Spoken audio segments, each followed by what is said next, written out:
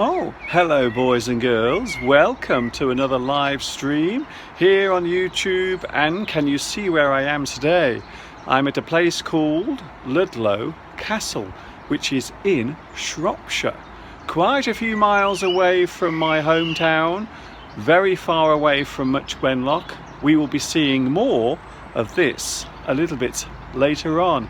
Of course, you are more than welcome to join in as well on the live chat. After all, it's a Sunday afternoon, it's just after 2 o'clock here in the UK, and this is English in Your Ear live.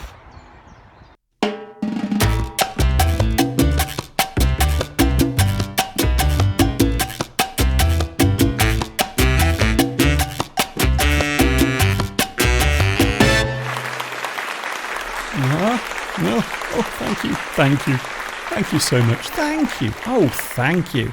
Thank you so much. Here we go again. Yes, it is once more Sunday, and yes, we are live right here on YouTube. Hi, everybody. This is Mr. Duncan in England. How are you today? Are you okay? I hope so. Are you happy? Well, are you happy? I really hope so. We are all together back again. Did you miss me last week? I missed you. Mr. Steve's mum was here last week, stopping with us for a few days to have a little bit of rest and relaxation. And now we are back here as usual on a Sunday. So can I say a big thank you to all those who wrote to me saying, "We miss you, Mr. Duncan. Sunday is not the same without you on YouTube." So I do apologise for that, but we are back to normal today. Yes, we're all here together once again.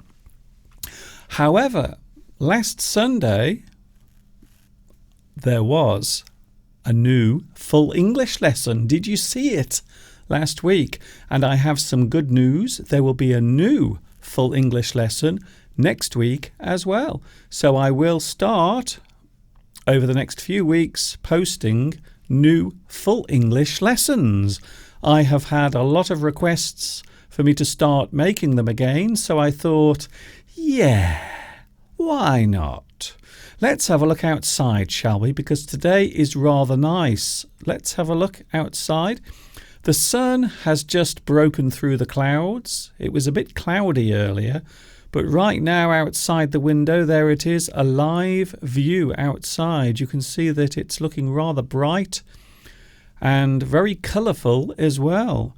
We will be taking a closer look at those plants and flowers in my next full English lesson. That's all I'm saying for now. I don't want to give everything away. I don't want to tell you everything that is going on. So now we know who I am. And now we know why we are here. Yes, of course, we are here to improve our English. That is true. Yes, that's the reason why we are here today. So I hope you are feeling good. Of course, I can't do the live stream without you on the live chat. So can I first of all say hello to everyone who has decided to give up their Sunday afternoons, or perhaps Sunday mornings, or maybe Sunday evenings to join me here on YouTube. Isn't it lovely? Oh my goodness. I must admit, when I first came into the studio this morning, I couldn't remember what to do. It's very strange. Maybe it's my age, but for a moment or two, I couldn't actually remember what to do. And there I was with my fingers poised to press the buttons. And then suddenly I couldn't remember which buttons to press. Isn't it strange? So there you go. Let's have a look at the live chat because, of course, you are more than welcome to join in. It's not a problem, so don't worry. Here we go. Who is on the live chat? Well, I'm going to show you right now because it's on the screen. There it is. And we will have a look at who was first today. Let us go back to the beginning of the live stream just to see who was first. Oh, once again, well done to Khyber. Khyber, you are first on the live chat today, so well done to you. And as usual, that deserves a lovely round of applause.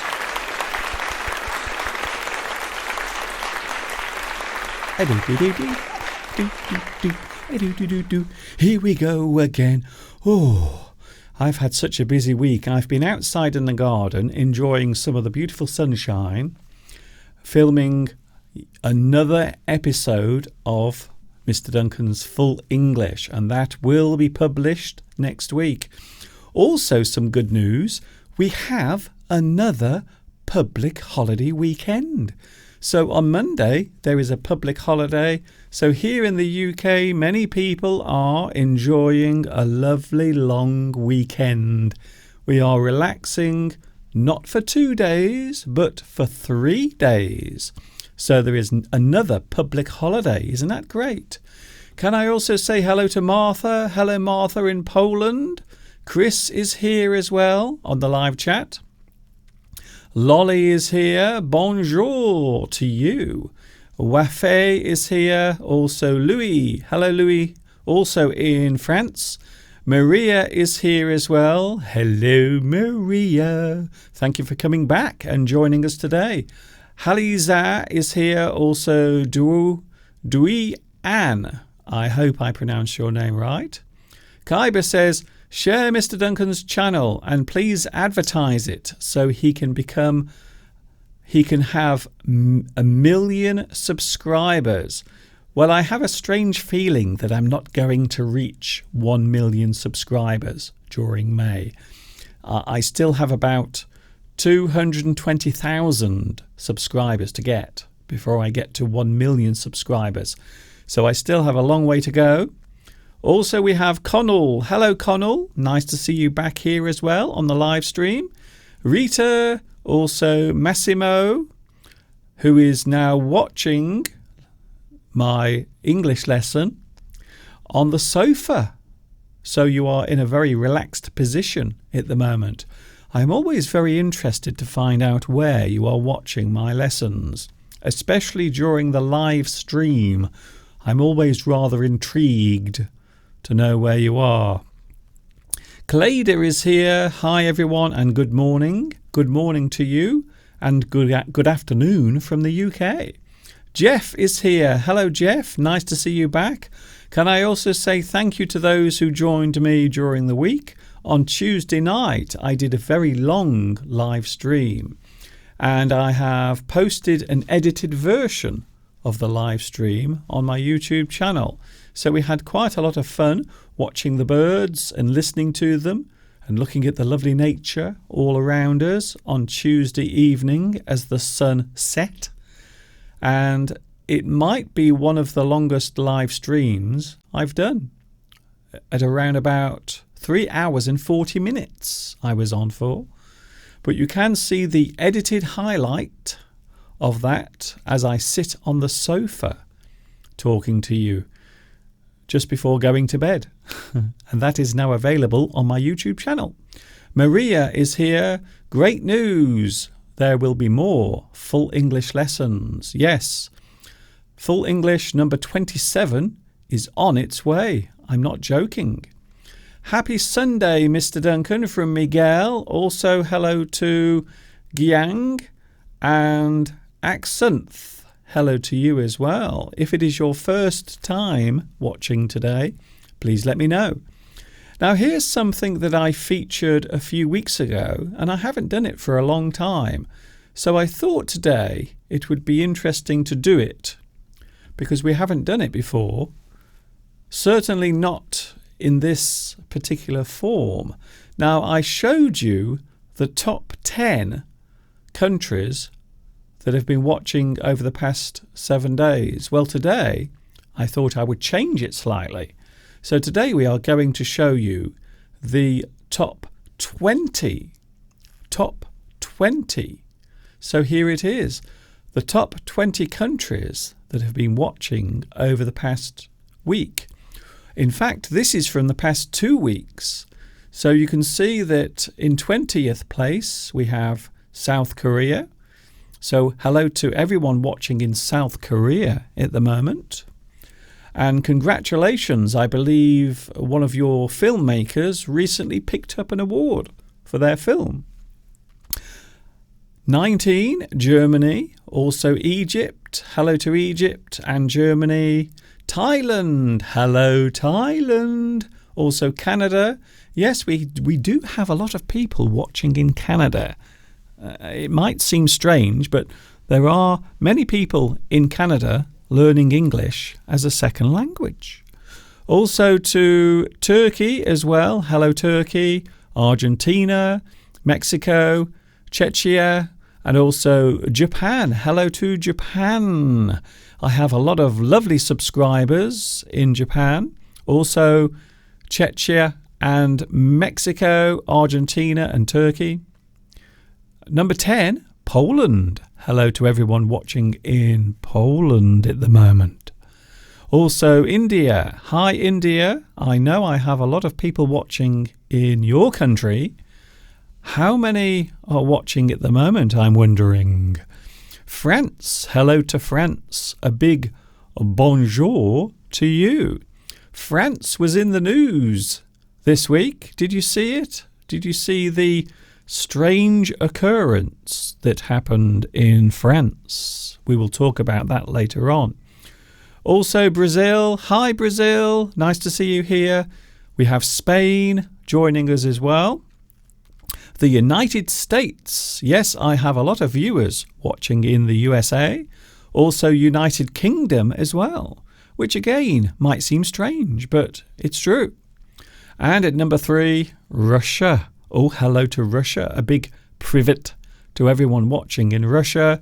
At number 2, it is Italy. Hello, Italy. A big hello to you as well. And not surprisingly, because I do have a lot of subscribers in this particular country, also Vietnam as well. So hello to everyone. So there it is, the top 20 countries.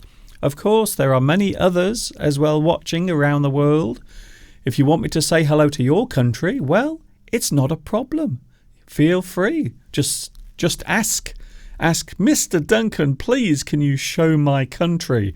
Can you please say hello to the place in which I live? And it's not a problem. Don't worry about it. Mr. Steve will be here soon. Yes, Mr. Steve is back. He was very busy last week taking care of his mother.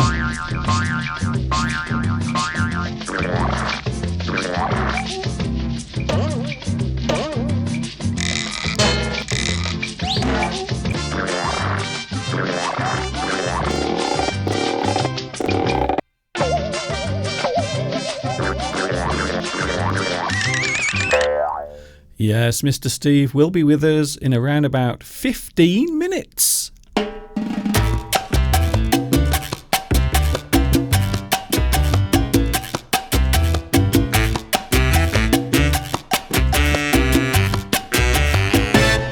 Do. It's very nice to be back, I must say. I did miss you last week, even though we did have a super duper brand new full English lesson last week as well. So, yes, there you go. Yes, and there's another one coming next week as well. Oh, I am spoiling you. Today we're talking about lots of things, including what, in your opinion, is the difference between having an opinion and fact? Because it would appear that these days opinion and fact have kind of been combined to mean the same thing. So just because someone thinks something or expresses something, other people misunderstand it and think that it's true or real. And why is this so? Also, yes, I suppose I can't do a live stream without talking about this particular subject, because this week the Prime Minister of the UK said goodbye. And today, as a way of commemorating this, we are going to have a feature called Crying Tears and Idioms and Phrases. So phrases, idioms connected with the subject of crying and tears. And there is Theresa May crying outside number 10 Downing Street as she says goodbye to the country. But don't worry, Theresa, because guess what? You can spend the next 10, maybe 15 years travelling the world and making millions and millions of pounds giving speeches. So it isn't all over. So don't worry about it, Theresa. There's even more money to be made. So that's what we're talking about later on. Crying, tears, the idioms and phrases connected to it. And Mr. Steve will be joining us for that. Also, another thing to mention, did you see on the news this week? Something very dramatic happened in France. Someone decided to climb up the side of the Eiffel Tower, virtually to the top. Now, I don't know about you, but I don't like heights. I suffer quite badly from vertigo. Do you have vertigo? Vertigo is a common problem that affects many people, and it simply means that you are afraid of heights, and if you are very high up looking down, you will feel very dizzy and sick. So that's what happened this week in France. Now, of course, here it is, the famous landmark in France, the Eiffel Tower. A very beautiful place, and Mr. Steve and myself, we actually visited this place 3 weeks ago. We were in Paris. But here is something that I want to show you now, something slightly different. Now this looks like Paris, but in fact it isn't. So do you know where this is? So this is a certain place in the world. It looks like Paris, but it isn't. So there is the real Eiffel Tower, and there is what looks like the Eiffel Tower. In fact, it looks very Parisian, but it isn't. But where is it? It is somewhere else in the world. I will give you the answer later on. Also, for those thinking of going up the mountain called Everest, you might not want to. Now, there have been some terrible stories coming from this place this week, but apparently, if you go there now, there are over 300 people climbing up the side of Mount Everest at the moment. It's got pretty crowded up there, to say the least. So that is another news story that a lot of people were talking about. So apparently, if you go to Mount Everest at the moment, and why would you? Because it looks like a very dangerous thing to do. I wouldn't do it personally because let's face it, I'm a bit of a coward. So I wouldn't do it. But apparently the situation is such that there are too many people trying to climb up the side of Mount Everest. And there are so many people now that it's become very crowded and in some cases very dangerous as well. So there is something that people have been talking about this week, amongst other subjects as well.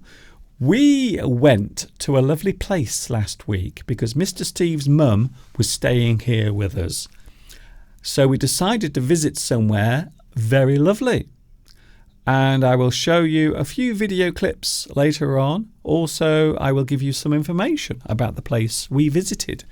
All I will say for now is that it was a very old place. It was a castle. We went to visit a castle last week with Mr. Steve's mum. So we will have a look at that a little bit later on. A quick look at the live chat before we go to something else. The live chat is very busy now. Thank you very much. It's lovely to see you again. It's nice to be back, I must admit. Mr. Duncan, you have 7,320 subscribers. Yes, this is true. But I do need quite a few more before I reach 1 million. Sue Cat is here. Hello, Sue Cat. Nice to see you back again. Hi everyone, I'm in bed watching you because I have a cold. Oh, there's nothing worse than having a cold. It makes you feel rather under the weather. So I hope today we will cheer you up, Sue Cat, during your period of illness. So I hope you get well soon. Also, we have Ryan or Rianne. Hello to you. Also, Nguyen Van Tuan. I know a lot of people watching in Vietnam. Definitely. Paris is very beautiful. Yes, I agree, Clayda. Paris is a very beautiful country, a very beautiful city, and France is a beautiful country. By the way, we are going away in a few weeks' time. We're going somewhere else. I won't tell you just yet. Michael says, Mr. Duncan, someone with the same name as you recently won the Eurovision Song Contest. Yes, you are right. Thank you, Michael. Yes, someone called Duncan, not me, by the way, came first in the recent Eurovision Song Contest, which was held in Israel. Also, we have someone watching in China. Oh, I see. I know what you are doing. You are going around the Great Firewall of China. Yes, Mount Everest is becoming very polluted. I would agree with you there, definitely. Oh my goodness, I can't believe that I see photos. Which photos are you talking about? Ryan says, I love you, Mr. Duncan. You are doing a great work. You are doing a great job by streaming and talking to us to develop our English. Well, the reason why I do that is not just about English. It's also about improving your listening skills as well. So yes, can you believe 300 people were climbing Mount Everest at the same time? I can't believe it either. Valentine says, hi everybody. Maybe the prices will go up in a few days. Yes, apparently it is quite expensive. If you want to have someone to guide you to the top of Mount Everest, it is very expensive. And also, because so many people want to do it, it is also very crowded as well. Mr. Steve is going to be with us soon, but first I thought we would have a look at an excerpt from one of my full English lessons, because there will be a brand new, I'm not joking, there will be a brand new full English lesson next week. So I thought we would have an excerpt from one of my earlier ones, and then, yes, he's back. Mr. Steve will be right here.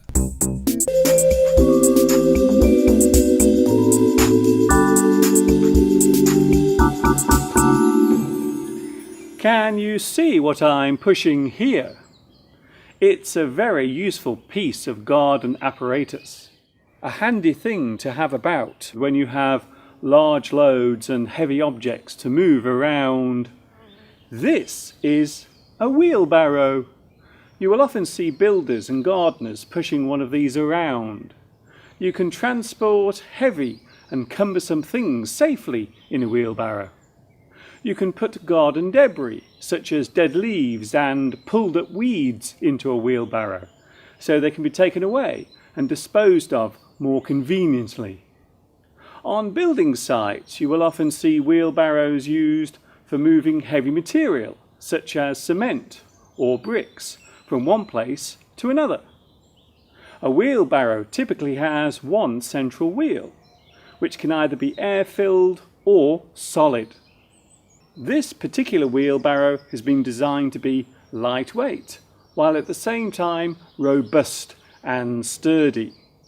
This is what makes the wheelbarrow an essential tool for making those heavy-duty jobs much easier to carry out. But be careful not to overfill it, or it might tip over, leaving you with an even bigger mess to clear up.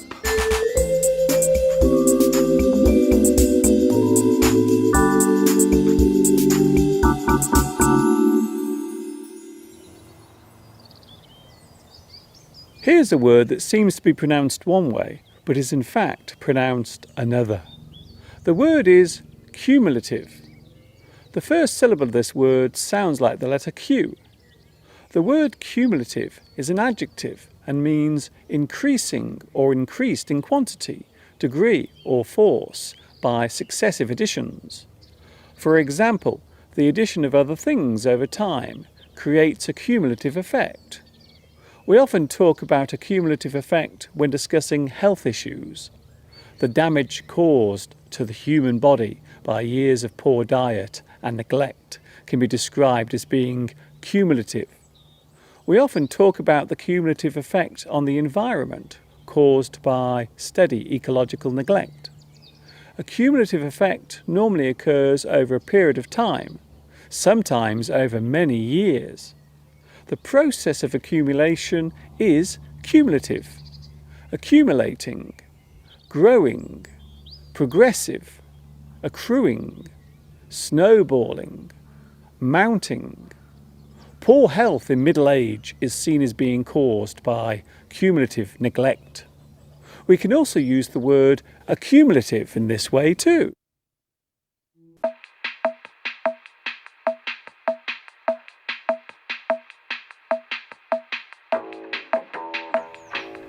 Whenever we talk about something being subjective, what are we actually saying? Well, the word subjective is often used when discussing opinions and points of view. We often refer to the subjective nature of something. The word subjective relates to each individual's view or perception of something that can be translated in many ways. A good example of this occurs when talking about art. A painting or drawing of something might be interpreted in many ways. When we look at a piece of art, we often try to work out what its meaning is. What is the artist trying to convey? What are they expressing? Of course, one person's interpretation might differ from others. There might be many ways of looking at this particular piece of artwork. So in this case, we can say that the views are all subjective. Each view expressed is a personal point of view. So, any opinion expressed concerning a topic or issue can be described as being subjective. It is an individual point of view. It is a personal opinion. It is open for debate. It is subjective. Thank you for watching me teaching you. And of course, ta-ta for now.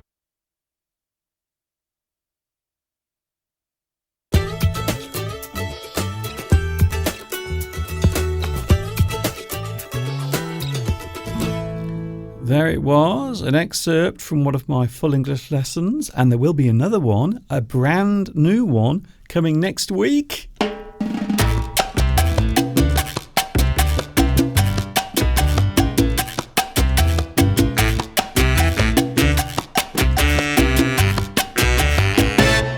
Here he comes then. It's the man you've all been waiting for. Yes, boys and girls, ladies and gentlemen, put your hands together, because it is the one, the only.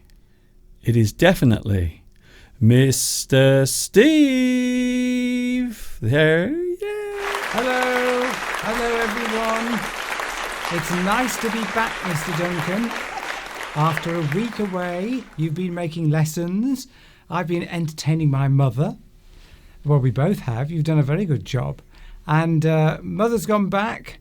The studio is now returned to being a studio from being a bedroom for my mother, and all has returned to normal. So here I am, Mr. Duncan. It's great to see you. You look very colourful today. You've got a kind of... It looks blue, but on the camera it doesn't look blue. It looks grey. Isn't that strange? Grey? I don't want to look grey, Mr. Duncan. No, I didn't say you. I said what you were wearing. Oh, right. I don't know. The technology is up to you, Mr. Duncan.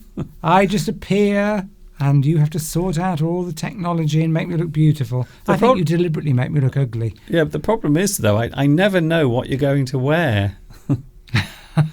Well, you have to be prepared for all eventualities.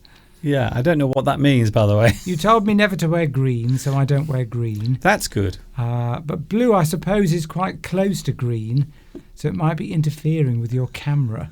It's very strange, isn't it? I don't know. Oh, I see what you mean. Yes, I can see myself now on the monitor. Oh, good. I've got no colour. I've got no colour, Mr. Duncan. No. I'm in a black and white world. It's like I'm a dog or a cow that can't see any colour. Yes. So well, you have changed the camera. So at the moment, we are actually seeing things as a cow or an animal that has no sense, or even a dog, because apparently dogs are colourblind as well. I didn't know that, but apparently they are.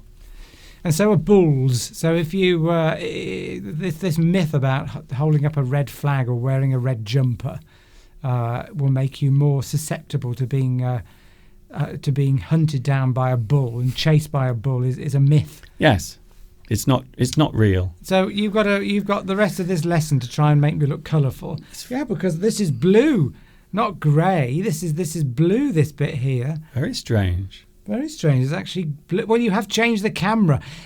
I've got a much smaller camera now. Mr. Duncan's put me on. He's downgraded me. To a smaller camera. Yeah, that doesn't make any difference, because cameras now, you can have a camera in your button. So you can have cameras that are so small you can't even see them. So don't judge cameras by their size, because that's sizist. All I can say is I've got no colour, Mr. Duncan. You're in full glorious colour. I can see the red, white and blue of your tie. Yes. And what about my eyes? I've got blue eyes, you see. Are they being seen by the viewers? Yes, this is all very uninteresting, by the way. Does anyone care about this? I'm thinking not. We had a busy week last week, though, didn't we? We did indeed. Yes, my mother came to stay, and we had a lovely time. We went to visit some lovely places. We took her to see the sights of Shropshire, and we struggled a bit to think, where could we take my mother somewhere different? Because isn't that the problem you have when people come to visit, and they've come quite a few times? When they first come and they don't know the area, you've got several places you can take them. That's a nice scenic area, or there's a nice walk there, or a nice building, or an old ancient monument you can take people to see. But eventually you run out of places that they've been to. So you want to always impress your visitors with somewhere new to take them. So we struggled a bit, but we came up with the lovely town of Ludlow. And we had a lovely time because we hadn't been there. It's the sort of de facto capital of Shropshire. What? It's sort of, everyone says it's not really in name a capital, but I suppose Ludlow, well, Shrewsbury's probably the capital, but Ludlow is seen as the sort of gastronomical sort of centre, the hub of activity in Shropshire. Well, it is the largest town in the south of Shropshire. Yes, and it's supposed to be a bit posh, and there's lots of posh restaurants. It's supposed to be one of the best places to eat in the UK. Can I tell you a story? Go on. So we took your mum to see this lovely castle. We are going to see that, by the way, in a few minutes, the castle that we visited. But the first thing I noticed in Ludlow is there were a lot of elderly people living there. Everyone seemed to be driving around in those little disabled buggies, or yes, as they call them in the United States, they call them rascals. It's a bit dangerous. We were being run over by them on the pavement. And a lot of people were walking around with sticks, and a lot of elderly people. I noticed that. We went for this lovely meal, didn't we? A lovely place. But I'm not going to say where, for reasons that will become obvious soon. But we went for a lovely meal, and you had a nice meal. Your mum had a nice meal. I had something with a little Italian touch. I had spaghetti bolognese. But later on, after we returned home, I felt unwell. You two were okay, weren't you? Yes. But I wasn't feeling too well. And in the end, because I had to hide the fact that I was feeling unwell, because I didn't want to make your mum worried, because sometimes your mum worries about us a lot. So I didn't want to make your mum worried or concerned. So I knew I was going to be sick. I knew I was going to throw up. Something weird was going on in my stomach. So instead of making a noise in the house, I actually went outside into the garden. I went into the corner of the garden and I decided to vomit there. So I was throwing my guts up. I was vomiting a lot in the garden. I won't tell you where, but I didn't even know this was going on. no one knew because I was trying to hide it from you. Yes, I think you'd had spaghetti bolognese, and it was very oily, and I think you reacted to the excess of oil. Yeah, the excess of oil. Yes. Yes, they put a lot of olive oil in. I remember whilst eating it, I was thinking, they've put too much olive oil in this. It was like eating an oil slick.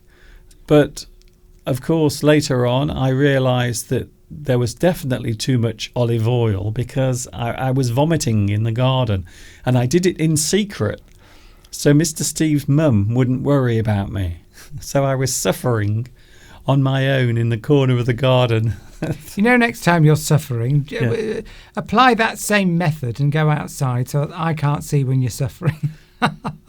Fortunately, I don't suffer very often. No, that's true. Well, but yes, I had a calzone. I think it must have been an Italian restaurant because Mother had pasta. Yeah. Or Mum. I keep saying Mother. I never call her Mother. That sounds that if you call your mum Mother, it usually is a slightly not aggressive tone, but you're sort of almost disapproving tone. Yeah. Mother.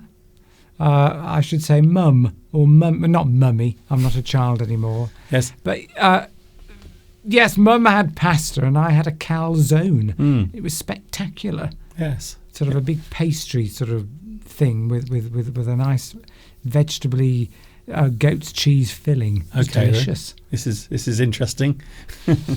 But the really interesting part was I actually paid for the meal, and ironically, I was the one that ended up being sick. That was the really shocking bit. You offered to pay for the meal, Mr. Duncan. That's a bit sarcastic. Steve, are you starting to pick on me today? I nearly fell off my seat. Because, it's probably not a good thing to do. Pick on me. So we had a lovely time. It was very nice of you to do so. We had a lovely time with your mum, and now we're going to have a look at our little tour around the castle. Actually, first of all, shall we have a look at the live chat? Go on. Because everyone has been missing you. I don't believe it. Moi. For 2 weeks. We haven't been here because your mum was staying. So let's have a look, shall we, at the live chat just to see what is going on. Ooh, there it is. The live chat appears very busy today. Belarusia is now here. Ooh. Can we send our best wishes to your mum again, Belarusia? Oh, Bella woke up with a headache today. That's no good, is it? Oh. Actually, I had a bit of a headache, didn't I? Earlier, I was complaining to Steve that I had a slight headache, but it's gone now. Well, it's not going to get any better watching us, Bella, I can tell you. It's only going to get worse. Well, I'm only joking. Maybe it will take your mind off your headache. Barja is here. Hello, Barja Tech. Hi, dearest. I always watch your videos and I've learnt a lot from you. However, it's my first time to watch you directly. Loads and loads of love from Aziz. Wonderful. Who is watching in Morocco. Thank you very much. And thank you for your comment. We love comments. Yes, we like to see your comments and we like to hear from you. You can email me. You can talk to me live on the live stream. Oh, lots of people saying hello to me. Thank you very much. Thanks for your lovely greetings. That's what I said. Everyone was missing you. Well, I'm not surprised. They're only human. Exactly. That's what you would say. Mr. Duncan, you're going a bit quick with the live chat. I haven't got time to read it. I'm just moving down slightly. Yes, Beatrice says, you look very happy. Your mum was very good for you. Well, you could say that, or you could actually imply that I'm happy because she's gone. Oh, that's not true. Yeah. That is not true. Just in case Mum's watching. All I can say is I hope your mum isn't watching at the moment. Well, if your mum is watching, if your mother is watching, can I say hello to Steve's mum? And yes, it was lovely having you here. We had a super duper time. Would you like to have a look at where we went? I would, and I'm sure everyone else would too. So here is a short video, and this is something showing where we went last week with Mr. Steve's mum. A very interesting place, an old castle. Can you believe it? A very old castle. All I have to do is find it. There it is. So here it is, a short video. It's only 3 minutes long, don't worry. It won't be an hour or 2 hours. It's just 3 minutes and 26 seconds with our tour around a very special place.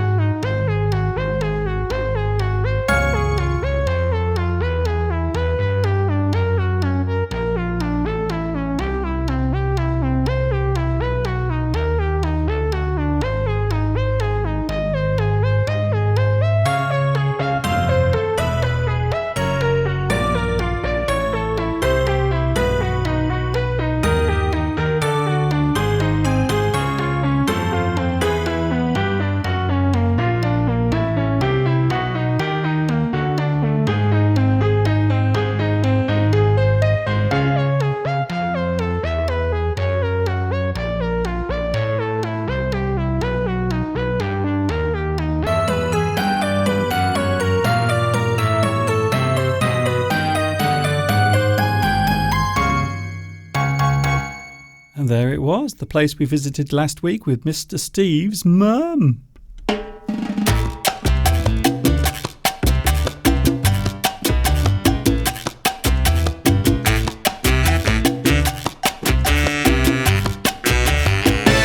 Ten minutes away from 3 o'clock here in the UK. It's a Sunday afternoon. I don't know what time it is where you are, but look at the view outside. Isn't that lovely? Look, there is the view right now. You can see lots of colour. It's a very windy day, by the way, very blustery.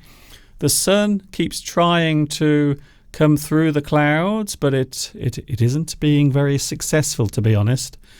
And it's a long weekend, which makes Mr. Steve very happy because it means that he gets to have an extra day off. So Steve feeling very happy about that. You're pretty happy about that, aren't you, Steve? I am indeed. I get an extra day's holiday. Very good. Because we've had a lot of bank holidays very close together this year because Easter was very late. So every other week we've been getting the Mondays off because of just general bank holidays. It's incredible to think that castles, over 1,000 years old or nearly 1,000 years old. It's absolutely incredible. That they were building structures like that. It must have looked amazing when it was first built. Yeah, well, as I wrote in the video, it was actually one of the first stone castles ever to be built, and also Yes. it's still, even now, it's considered as one of the finest castles in the country. And those spiral staircases were very dangerous. In fact, there were several points when we could walk up the spiral staircases to the high points in the castle. There wasn't a lot to stop you just falling over the edge. It was a bit dangerous in places, but we had a lovely time there. And the weather stayed very nice, which is always a bonus. Yes, needless to say, we didn't take your mother up the stairs.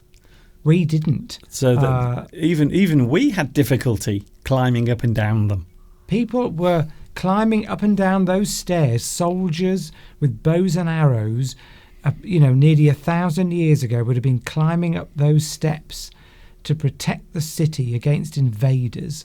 And we were actually walking up and down on the top of some of those towers where soldiers would have been, with bows and arrows, watching over the rivers. It would have all been just forest everywhere, and waiting for invaders to come and to try and get over. It's quite incredible to think that we were walking on the same stones and up the same staircases as people were walking 900,000 years ago. Yes, 900,000 years ago. That's very old. Yes, I think you mean 1,000 years old. I do. But it was used for 700 years. So for 700 years, it was in use in some form or other. And there were a lot of notable guests, including the two princes. Have you heard of the two princes that were murdered in the Tower of London? No. Apparently they were evacuated, and they were actually staying at Ludlow Castle for a short time before they were sent back to London, where they met their rather grisly fate. Well, we were all right, Mr. Duncan. They didn't capture us and do anything nasty to us. No, although we did get to sample the biggest cup of coffee I've ever drunk. That's true. We asked for a mug of coffee, and it was nearly a pint of coffee. I've never drunk so much coffee in one go. We were high as kites on the caffeine. We were walking around Ludlow Castle like we were on some kind of drug. Yes, well, which we basically were, because caffeine is a drug. So if you want to sample the largest cup of coffee ever, go to Ludlow Castle, because I was literally flying around afterwards. I was hovering above the ground because I had drunk so much coffee, and I'm not used to it, you see. Anything on the live chat? Palmyra says that she saw a news report. And Palmyra, where does Palmyra live? I can't remember, but it's not in this country. And she saw a news report about Shropshire sheep. Oh. And the news report was saying that they're very peculiar sheep because they eat the weeds. That's true. Rather than the grass. Well, we haven't heard this news report, so we'll be very interested to see that. And where's Palmyra? I can't remember now.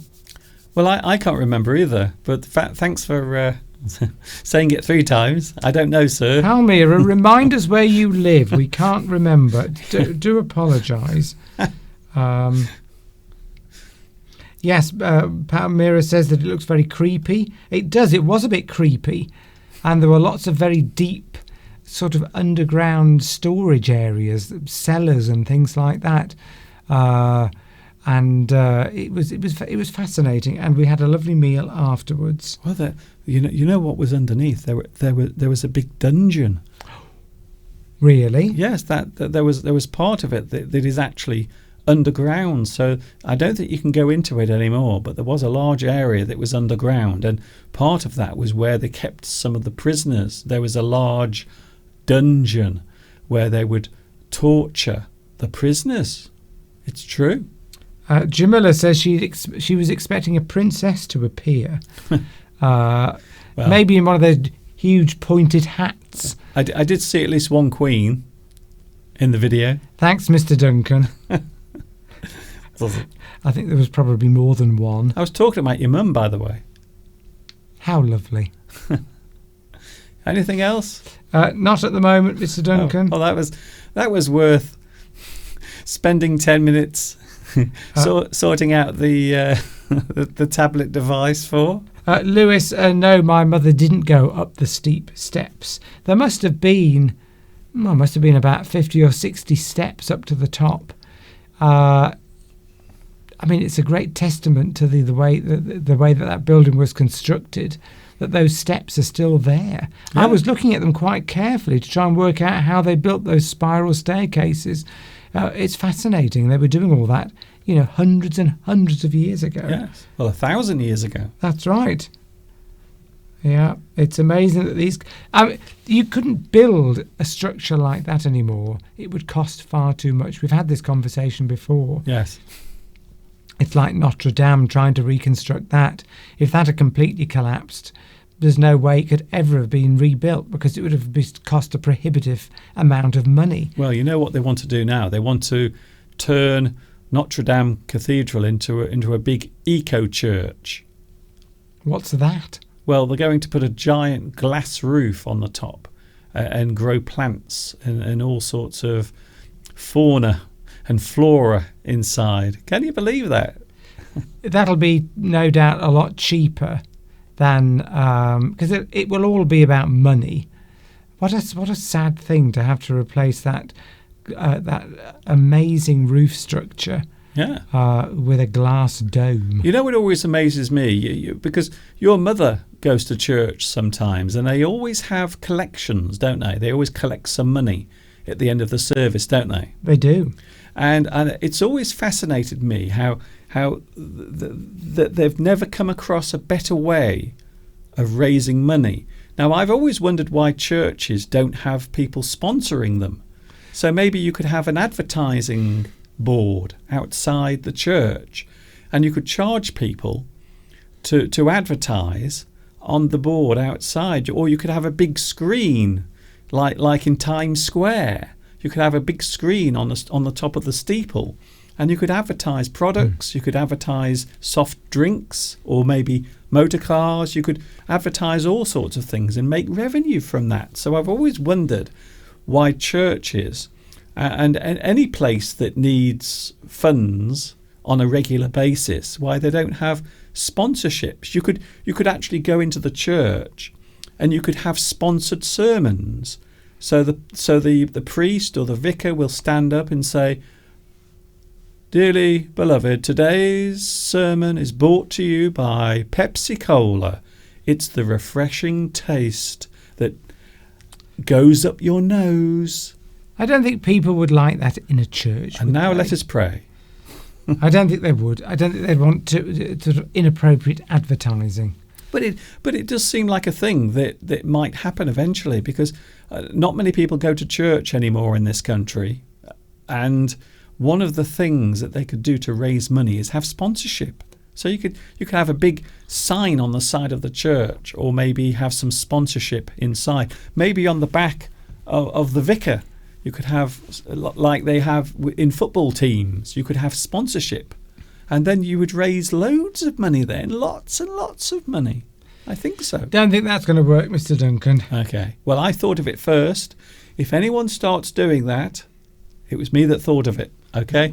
Zayzon 100, I think you could be new. You're saying hello from Saudi. Oh, hello to Saudi Arabia. Haven't seen you before, so welcome.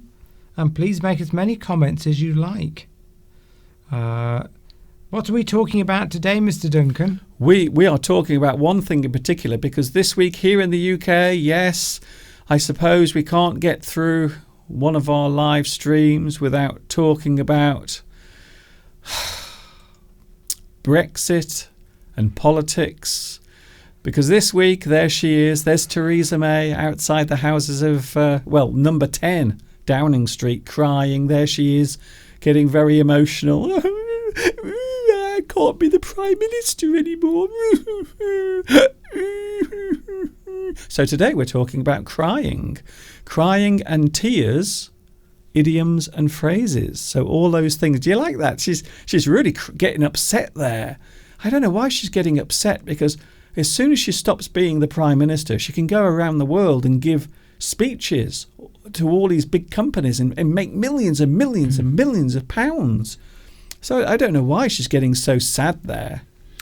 Well, I don't know whether she'll do that. She certainly is a lady of principle. Of course she'll do it.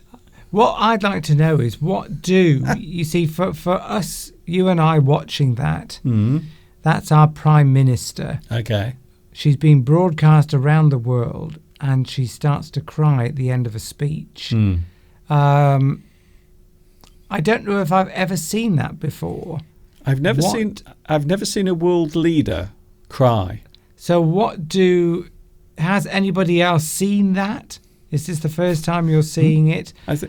If so, or if you saw it on your news at home, okay, what impression did you have of the UK seeing our Prime Minister resigning and then crying at the end? Well, maybe some people might feel sympathy, but I thought it was rather undignified, because she got through it.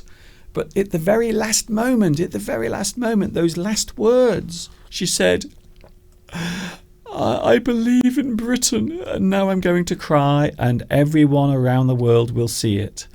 So if she could have only held that back for a few more seconds, it would have been a very different situation. So crying in public. Now, you know I have a big complaint, don't you, Steve? Against you? No, I have a big complaint. Okay. About people who cry openly all the time, especially on television. It really annoys me. So we do appear to live in an age where people are willing to cry openly, often, quite often in public, or just to get upset over nothing. So maybe they're having a lovely ice cream in the park, and then they drop the ice cream on the floor, and then they get really upset about it and start crying, "Oh, my beautiful ice cream." Well, of course, when we grew up, Mr. Duncan, it was, and certainly the image people have of British people is the stiff upper lip. That no matter what happens, no matter what emotion is inside, you must not ever let it show in public. That's the stoic sort of stiff upper lip British way that we tend to behave, or have done. But that, of course, that's really gone now. I don't think that exists anymore. But certainly when we grew up, and just after the war and our parents, it was always the stiff upper lip. Yes. You never showed your feelings or emotions in public. British people were always renowned for that, whereas other continental countries, other countries are more willing or less embarrassed to show their feeling.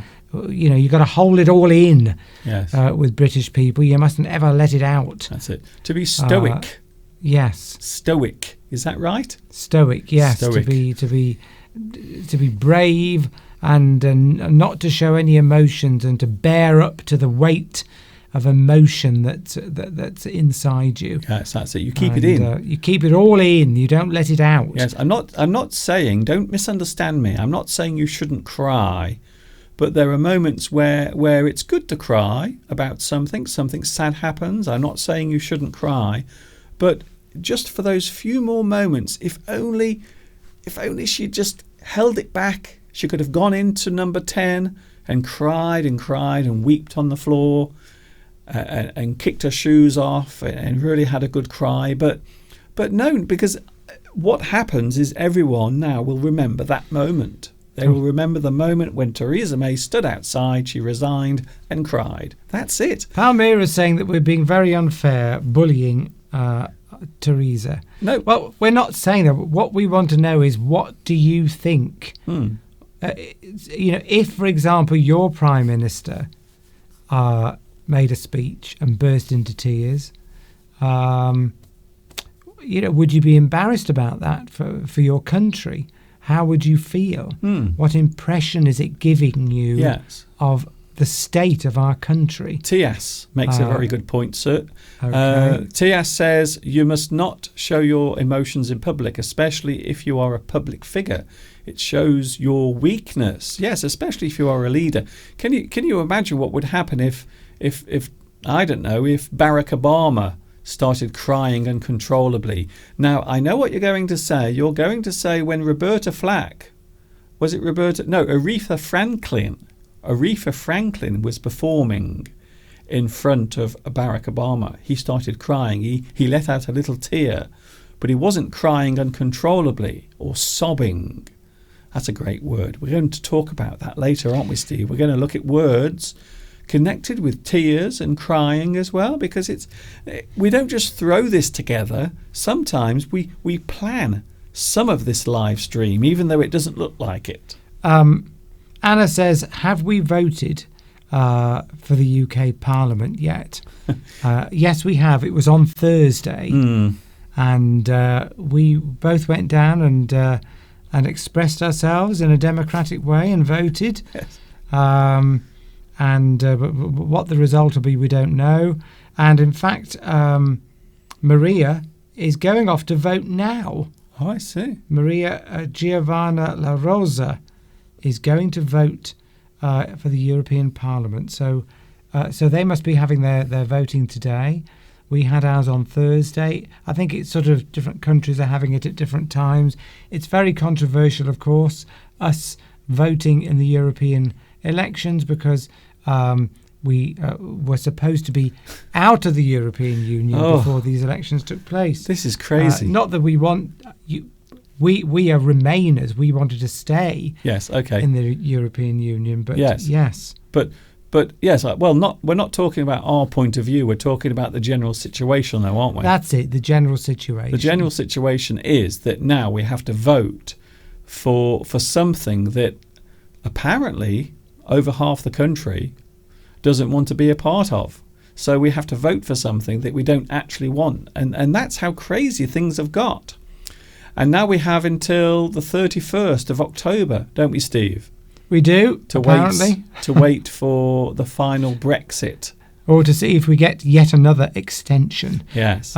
Interestingly enough, somebody has asked, Palmyra said, who do we want to be the next Prime Minister? Well, we have to be careful there, because it's all ongoing. So we're not going to give our opinions on that, because it's not right to do so. But yes, I suppose that there are a lot of differing opinions at the moment. And this is something I wanted to talk about today as well, Steve. When does an opinion become a fact? And can they be the same thing? Because we do seem these days, because of the internet and the way that people communicate nowadays, Steve, it would appear that sometimes opinion and fact become confused and the same thing. So just because a person thinks something or considers something in a certain way, it's then interpreted as being something that's actually true or real. And I think this is partly due to the fact that you have maybe social media sites like Twitter, where people say things or they repeat things, and then another person repeats what someone else has said as an opinion, and then eventually it becomes almost fact-like, even though it isn't a fact. So a fact, in its rawest sense, is just something that can be proved, a thing that is definite and can be proved. But on the internet, you might find that people just type or say or write anything, whether it's true or not. So that is the strange conflict we have now. And certainly this has crept into politics, don't you think? Well, yes, because politicians, of course, knowing that people are very lazy now and they've all got busy lives and probably can't be bothered to go and check, are far more liable to come out with lies and mistruths in order to prop up their arguments on the political stage.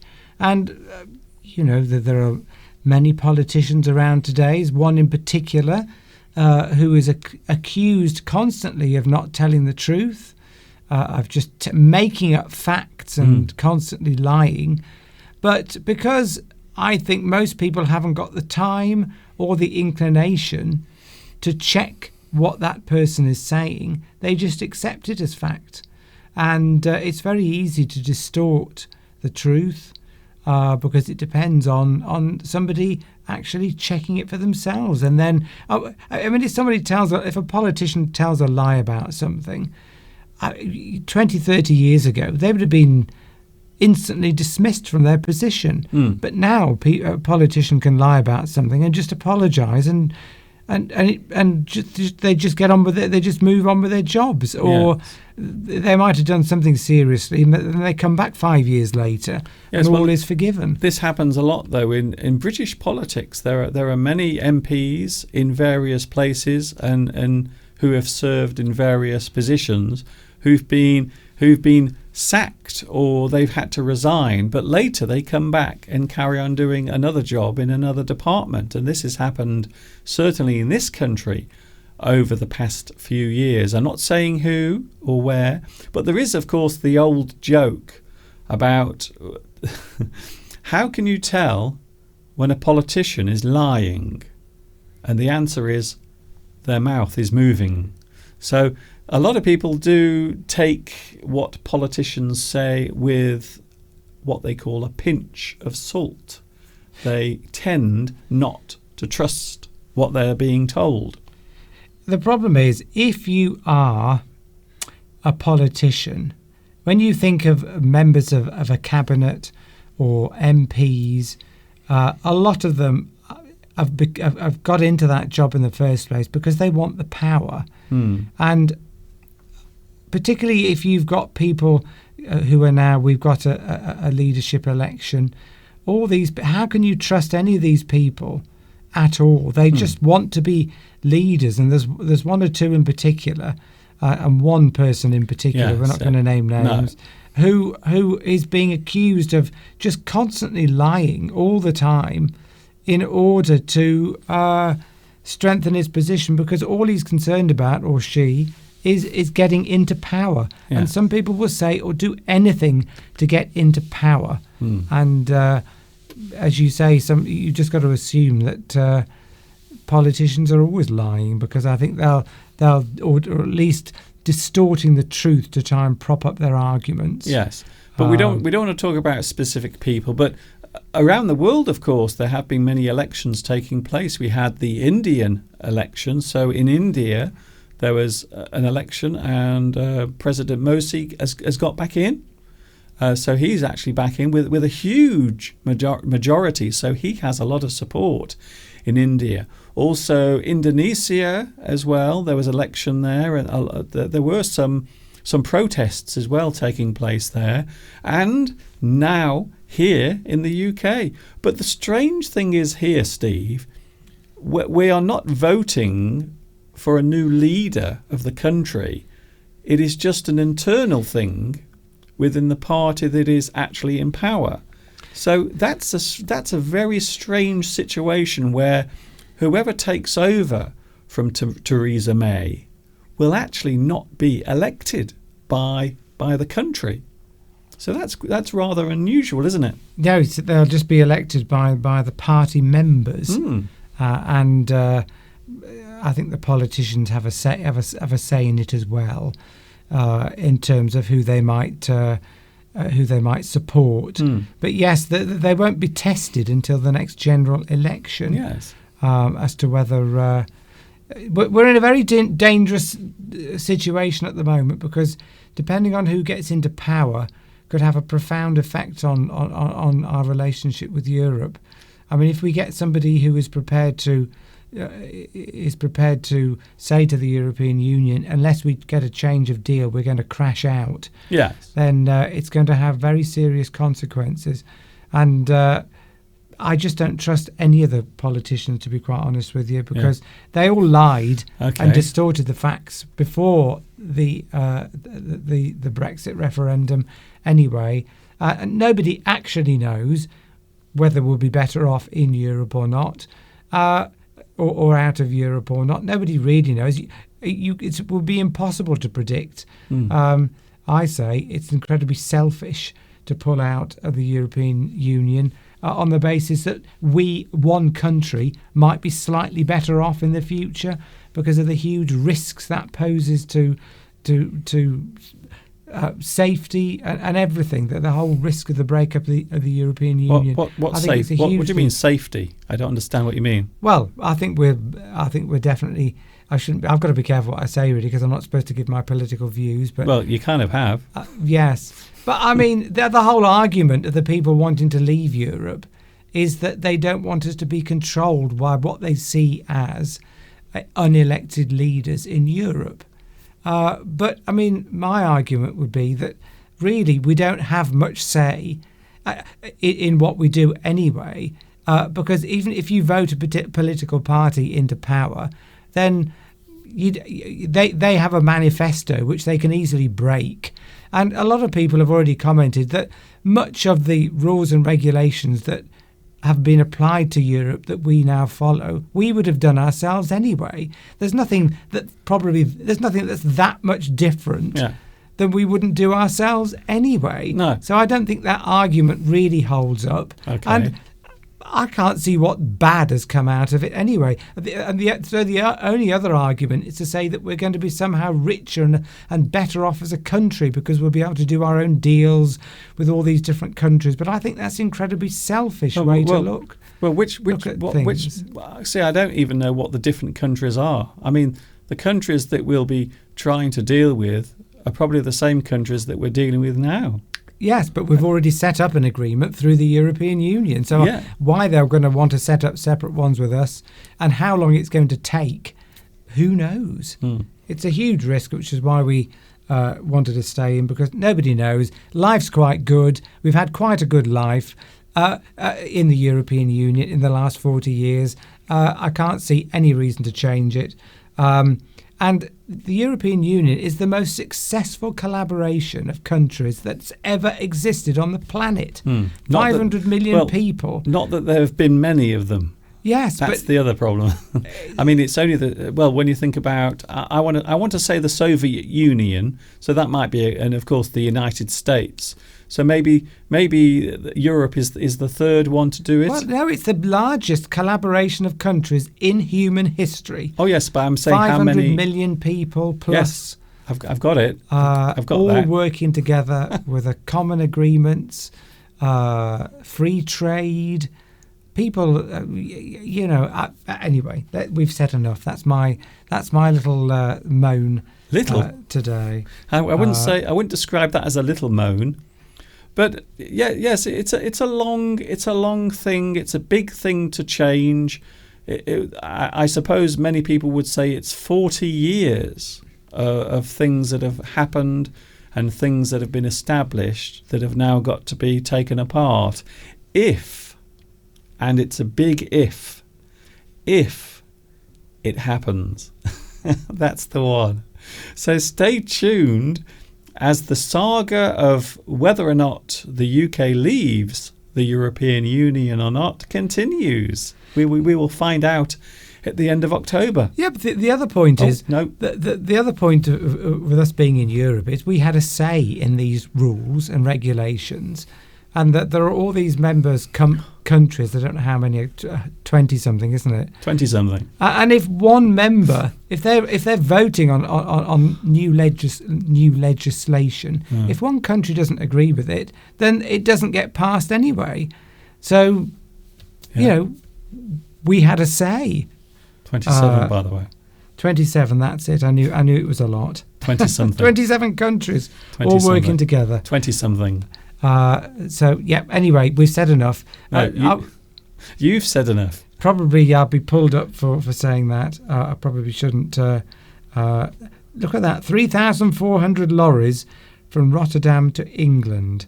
How will it be managed after Brexit? Exactly. I thought you were going to say that 3,400 lorries were going up Mount Everest.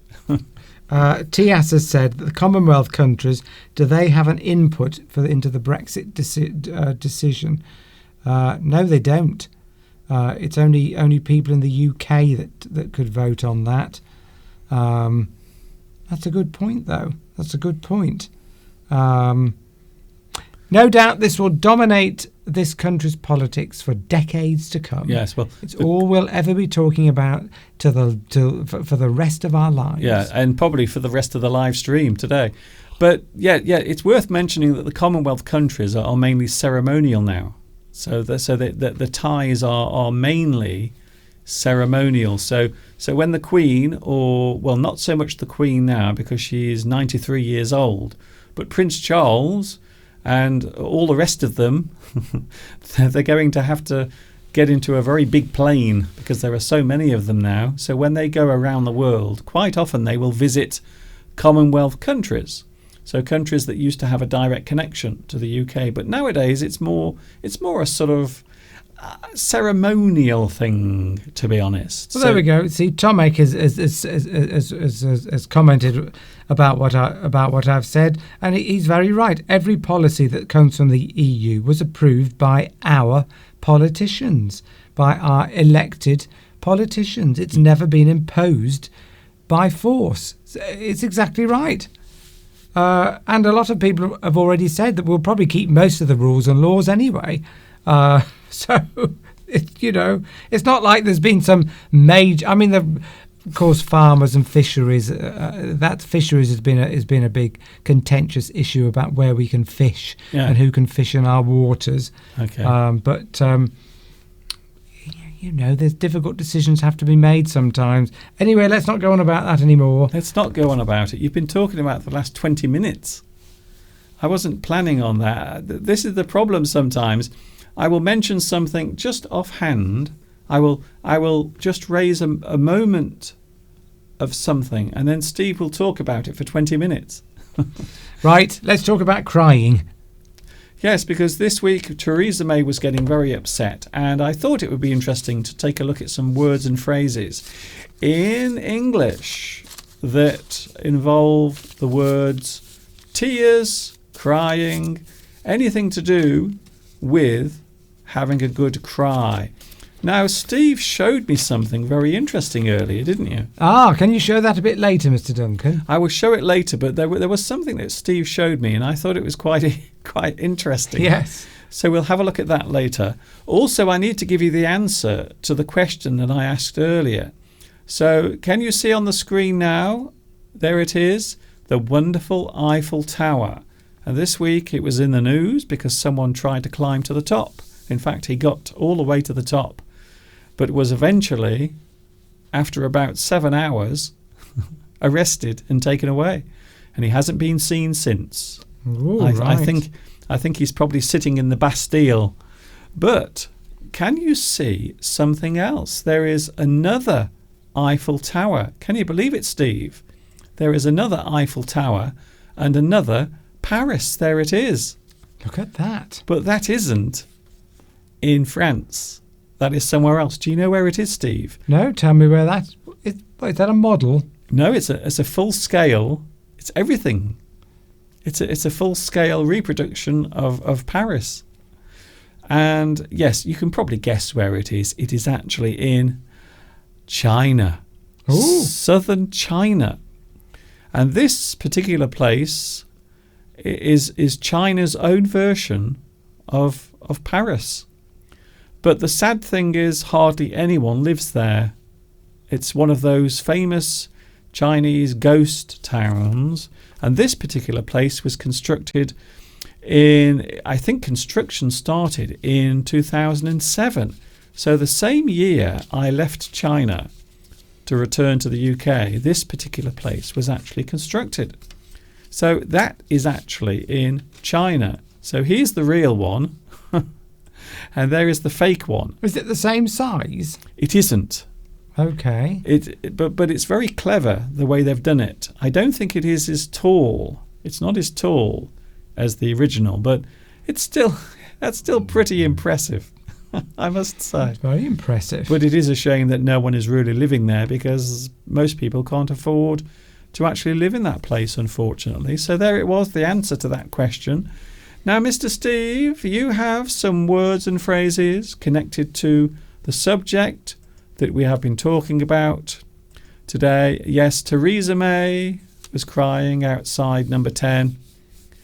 So we have some crying and tears, idioms and phrases with Mr. Steve. Well, here we go. Let's start with the word itself. Let's start with tears, or tears, shall we?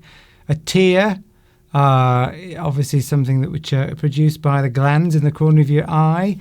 Tears, of course, is the plural version. And you get tears, of course, due to some kind of emotional upset, sadness, or you could cry from happiness. Sometimes people cry from happiness, don't they? They're not sad, they're just so happy they cry. And sometimes you get tears in your eyes if you get something stuck in your eye, if you get smoke in your eye or dust. But that doesn't mean that you're upset about something. That's just a mechanical reaction to getting something in your eye. So you can say that he or she had a tear in their eye, or they had tears in their eyes. If you have a tear in your eye, that's quite a sort of mild emotional thing. You might shed a tear. You might have a tear. Say your car broke down and it had to go to the knacker's yard. It'd have to be broken up. You couldn't repair it anymore. It was so old. You might say goodbye to it with a tear in your eye. So you're not desperately upset. You're just slightly emotional, and you have a little tear in your eyes over the loss of something. You can be in tears. If you're in tears, it means it's another word for crying. He or she was crying. He or she was in tears. You can shed a tear. That means if you shed a tear, that just means a tear is dropping down your face from the corner of your eye. You shed a tear at the loss of your loved one, for example. You could be in floods of tears, crying uncontrollably in floods of tears. So it's like there's so many tears, it's causing a flood. So that's an expression we sometimes use. That person was so upset, they were in floods of tears over the death of their cat, for example. If you feel emotion, say you're watching a film or someone is telling you a sad story, you might feel tears welling up. You're not actually crying, but you can feel the tears, that feeling you get when tears are coming in your eyes. It's actually can be quite painful, can't it? But there is a feeling when tears are welling up, when they're starting to appear in your eyes. Your eyes might go a bit glassy looking or a bit watery. You're not actually crying. The tears are starting to form. They're welling up in your eyes. She welled up with sadness. You can burst into tears. So you suddenly, from nowhere, start crying. It's a sudden emotional, something happens, it makes you suddenly very sad or upset, and you burst into tears. You suddenly start crying. You can be tearful. If you're tearful, it means you're about to cry. You're tearful. It's a bit like welling up with tears. You're getting tearful. You're starting to get to the point where you might start actually crying. You could be bored to tears, is an expression that we sometimes use. If you're so bored with something, then you say that you're bored to tears. You will do anything, even crying, to break the boredom, is what that expression means. Bored to I went to work today and I was bored to tears. You had so little to do, you were just bored. That's an expression you can sometimes use. You can be moved to tears. You can go and watch a film and it can be a very sad film, telling a story of someone's sad life. Somebody dies or something happens, two lovers, a love story, and one of them dies. You may be moved. It's so emotional that you actually cry yourself. You're moved to tears.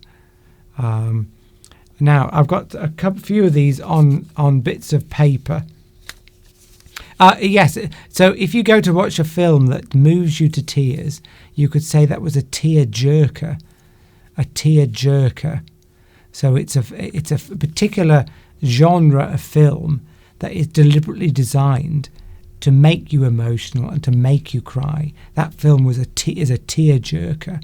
So it could have been a sad story. A Love Story was a famous film from the 1970s, and you could describe that as a tear-jerker. Where do I begin? Get you crying. To tell the story of how great a love can be. I tell you another one. Great love can be. The simple truth about the love she brings to me. Where do I start? Where do I? I was going to say another good film, if you want to have a good cry, is Ghost. Ghost. That's a tearjerker. That always gets me. I must admit, there are some movies that make me cry, and I think Ghost is a very good example, especially when Sam has to say goodbye. Whoopi Goldberg says, "It's time to go, Sam," and Sam has to say goodbye, and he goes off into the light, and then the righteous brothers start singing. If you don't cry at that point in that film, you're a hard person. My darling, I hunger for your touch. Oh, pull yourself together, Mr. Duncan. Pull yourself together. That's what you say to people if they're crying uncontrollably and you want to try and support them. Well, you're not trying to support them. You might be annoyed and you'll say, come on, pull yourself together. Let's go and get a cup of tea. Is that how you give support, is it, Steve? Pull yourself... Well, it depends on how you say it. Do you slap them as well? Oh, pull yourself together. Yes. Wow. That's you're very... So that's what the bruises were on your mum's face. Is your whole life very sad? Or are you going through a particularly prolonged period of sadness or upset? Yes. You could say that your life is a vale of tears. A vale of tears. Shakespeare. Yes, exactly. The veil being the situation or your life itself. That's sort of a tragedy, unhappy tragedy. Your life is, you could say, for example, that a loved one has died in your life. It's very sad. And, of course, that sadness extends for a period of time. And you could describe that period as a veil of tears because you literally probably have been upset or sad for a long time. And you might want to escape from this veil of tears. One day we will meet again beyond this veil of tears.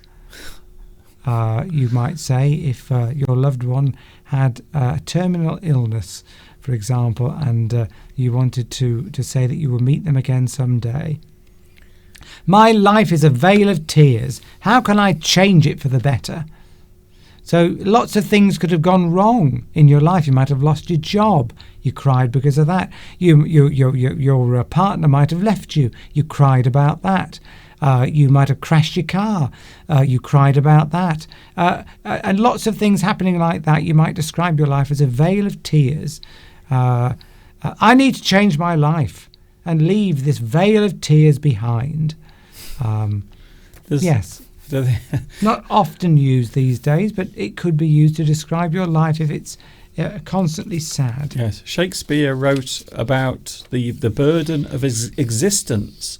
So he talked about the weight of existence and the 1,000 natural shocks that flesh is heir to, and to leave this veil of tears. So it was Shakespeare that coined that particular phrase. I wonder if he coined this one, crocodile tears.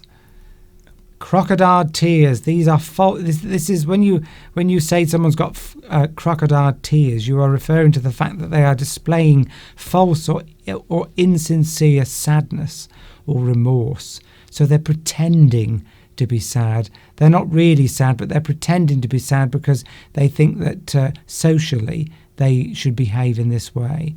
It's a false belief. Well, they actually believe that crocodiles. This comes from an actual expression from hundreds of years ago. They used to think that crocodiles would cry when they caught their prey and ate them. It was actually a belief that crocodiles were expressing sadness.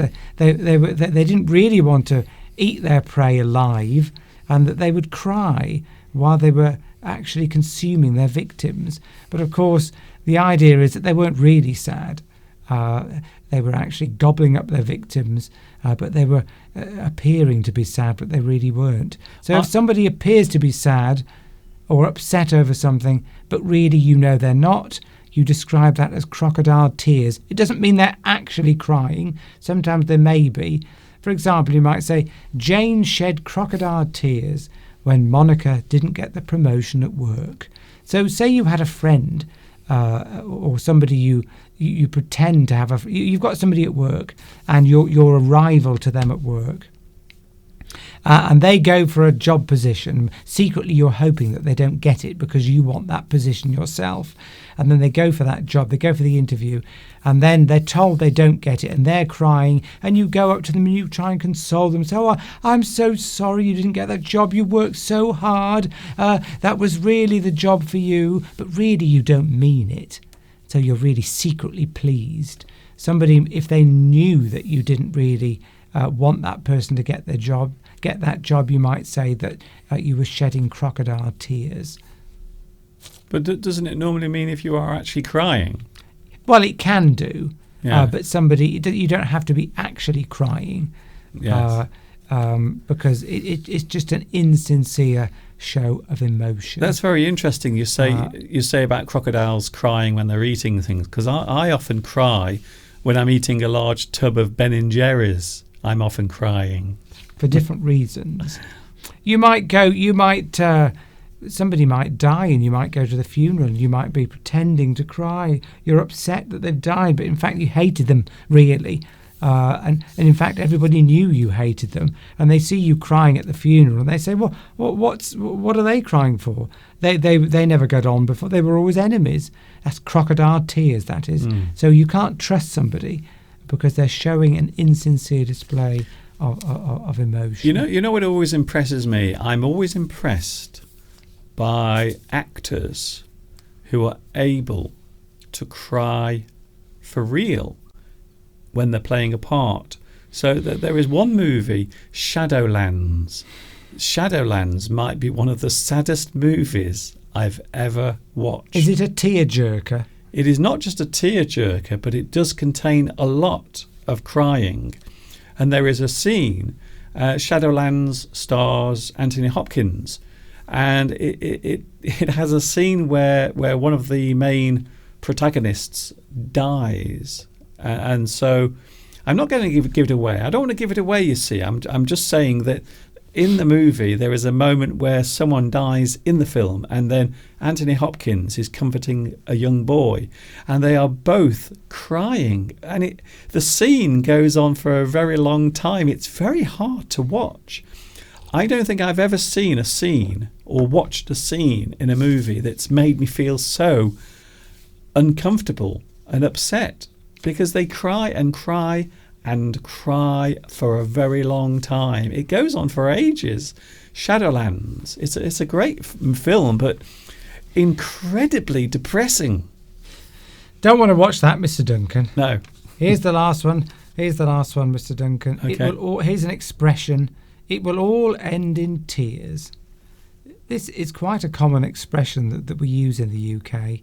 It's used when you know something is doomed to failure, and will cause a lot of heartache to the people involved. But the people that are involved don't know that that's going to happen, but you do. So you can see that something bad's going to happen, but the people that are involved in it don't know, and that's when you use that expression. For example, everyone knew that their business venture would end in tears. So a couple of people might have set up business together, and you might have advised against it, or other people might have advised against it. For various reasons, it was never going to succeed. It was doomed to failure. Perhaps they were trying to enter a market that was dying, or they couldn't get on together. And you might say, then you would use that expression in that context. Stock markets are currently very unstable. And for a lot of investors, it will all end in tears. So stock markets are volatile. People might put their money into it. And you might say, for example, at the moment, stock markets are riding high. It might be not a good time to invest. Somebody might advise you against it, but you go ahead anyway, and then you lose half your money. And somebody might say to you, well, I told you it would all end in tears. It doesn't mean you're going to literally cry. It just means it's something's doomed to failure and people are going to be upset as a result. You use this expression a lot in relationships as well, to describe relationships that don't end well. That relationship, you might say, will end in tears. So two people, for example, they might be of different religious backgrounds, but they fall in love, and you say, that relationship will end in tears because the parents won't agree, or they'll be cast out by their one family or the other. It may be that there may be a big age difference, for example, and you know that that's not going to succeed in the long run. So you say that relationship will end in tears. It might be that one lives, 1,000 miles away from the other one. They fall in love on holiday. And then they think that they can make the relationship work, but it won't. It all ends in tears, probably literally in that case. I tell you something, the live chat is very busy. Guess who is here today? Who? I haven't seen for ages. I haven't seen Mr. Bruno. Mr. Bruno. Mr. Bruno is here. I haven't seen Mr. Bruno on the live chat for such a long time. So can I say, welcome back, Mr. Bruno. I can't see Mr. Bruno there. Thank you very much for joining us. And also we have Antonio, who has to go, unfortunately. Thanks for joining me today. T.S., yes, you are right. There is a phrase, crocodile tears, the one that Mr. Steve mentioned. So sometimes people cry, but they don't really mean it. They are crying because they feel as if they have to do it, or they must do it. Also, tearful ending. So if something is tearful, a person can be tearful. It means they are about to cry, or they are feeling as if they are going to cry, or something can be tearful, maybe a movie that's sad, or teary as well. So there's an interesting one. Teary. We can describe a person as teary. It means their eyes appear very wet and glassy, as Steve said. So they are very teary. Palmyra says that, of course, you can cry from happiness, which we've already mentioned. You see that a lot now in reality TV shows, don't you? When the parents are all watching, for example, what's the one I'm thinking of, Mr. Duncan, where the singers are there and they're trying to be successful. They come onto the stage and the judges are there. X Factor. X Factor, that's it. It's a common. That's the one I'm thinking of. And they do this amazing performance, and the judges say they're wonderful, and the parents are there. They're crying with happiness because their son or daughter has done so well in this talent contest. Tears of happiness. It's not even about that anymore. I think people just cry because they think it's somehow looks good. It looks good to other people if you cry about something. Maybe you win an award, or maybe you are talking about something that happened in your life. Now, genuinely, it might be upsetting, but I think it's all too easy nowadays to just start crying. It's almost as if you have to. this is one of the things that always makes me a little annoyed when I watch the news and they interview someone and the person asking the questions is trying to get the person they are interviewing to cry. They're trying to get them to cry. Yes. Because it looks better. It's a better news story. It's a horrible thing to say, but this is the world we now live in. Tears are views. Tears are clicks. They are. Something we can never understand, you see a lot on the news, that somebody might get stabbed, a teenager might get stabbed, which seems to happen a lot these days in this country, and then the same day they're interviewing the parents on television, and they say a few words, and the interviewers are deliberately, as you say, trying to encourage the person to cry, and it's a disgraceful way of reporting, as you say, because they're only trying. They've got to get people to cry because that will make their report seem worth watching, because people love to see, in a horrible way, they love to see other people suffering. Well, some people. Yes, that's right. And well, I think possibly the majority of people like to see other people suffering because it makes them feel better about their own lives. Yes. But this actually goes to another subject about the state of television in general. I mean, we have a TV show here where families confront each other over various disagreements, and sometimes they get very violent or angry, but it has become entertainment for people to watch, and it's recently been axed. It's actually been stopped because one of the people that appeared on there took part in a lie detector test, and he failed, and a few days later he died. Now, I'm assuming from that, we don't know the full details, that he must have maybe took his own life because of the TV show. I think he did. So that's it. So because of this need to entertain people with other people's misery and misfortune, one person has taken their own life. So that's what it appears to be anyway. And so this particular program has now been axed. It has been stopped. It will not appear anymore. But I think it is a kind of hint, a kind of sign of where humanity has gone. We do like watching people on television who don't seem to be as well off or as good or is talented as what we think we are. I'm not talking from our point of view, but I'm talking generally. And it's quite sad, really. I think it's a very sad indictment of the way we look for entertainment nowadays. Mr. Duncan, would you like?